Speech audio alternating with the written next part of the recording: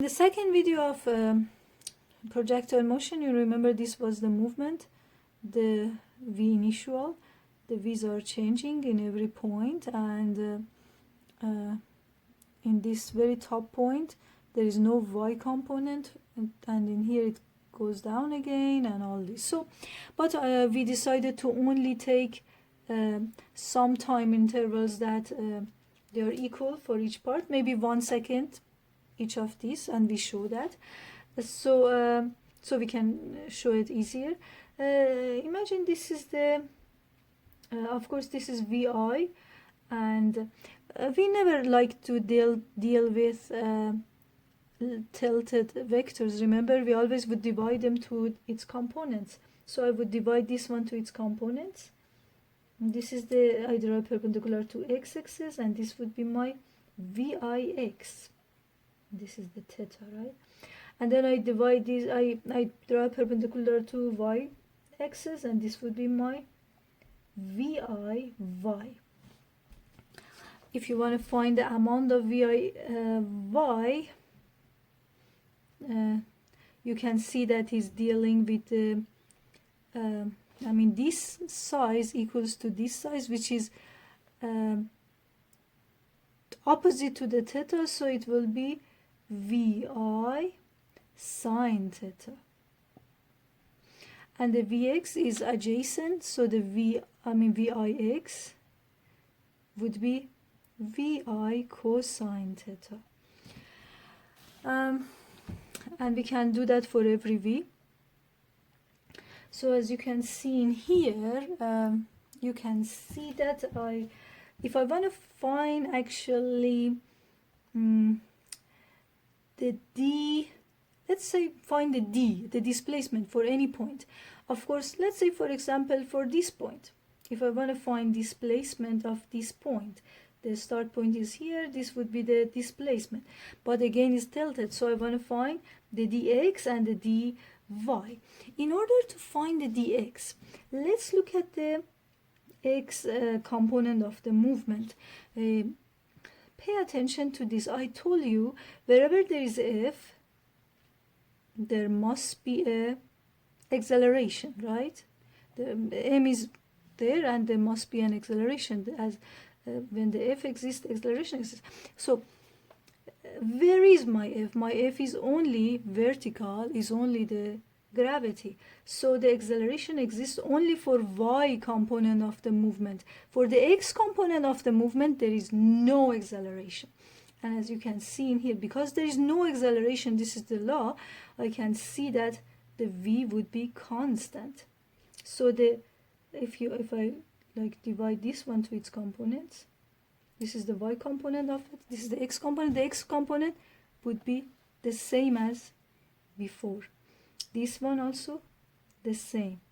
This one the same, and this one the same. So all of these, so vx is not changing. Vx is actually constant. So if I want to find the dx, I would definitely have dx would equal, is a constant velocity, so vx constant, vx constant, which equal to actually vx, which is constant, is equal to vix, because it's not changing, right? So vix times t.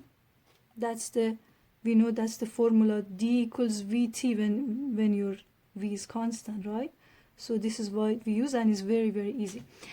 For the y, however, the v is changing, and the acceleration which is changing v in every second, we know it's minus 9.8 or minus 10 meter per second square. It's exactly like a free fall situation. So if you have a light in here, a big light which is giving light, emitting light here, you can see that the shade of this movement, of this rock moving, the shade in the x would be exactly a constant velocity situation. But if you put, so this is the x component of the movement, and the y component of the movement, if your light is here and giving light here, the shade of this movement on the y would be exactly like a free fall situation when you throw something up and it comes back. So, and this would be the a of the acceleration of it. So for that, for the dy, I would definitely have viy t plus half a t squared, and we are familiar with this formula. So, and we can easily substitute, not a problem.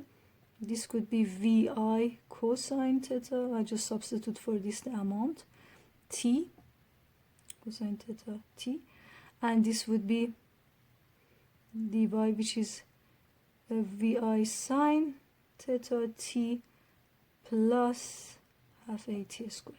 So these are the formulas to find. And once if I'm looking for the d, I can easily find the, oops, sorry, this would be the d, yeah, this is the dy, yeah.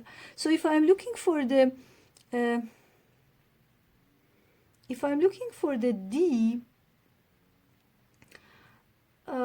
I can easily find the dx and then the dy, and I can find the dy. This is how I can find the dy, because if this is my d, let's draw a different color. If this is my d, the displacement which I'm looking for, I can have this displacement, this dx, and the dy, and because I have a right angle triangle in here, as you can see, I can easily, this is the dy and this is the dx, so I can use the Pythagorean theorem to find the d. It's very easy.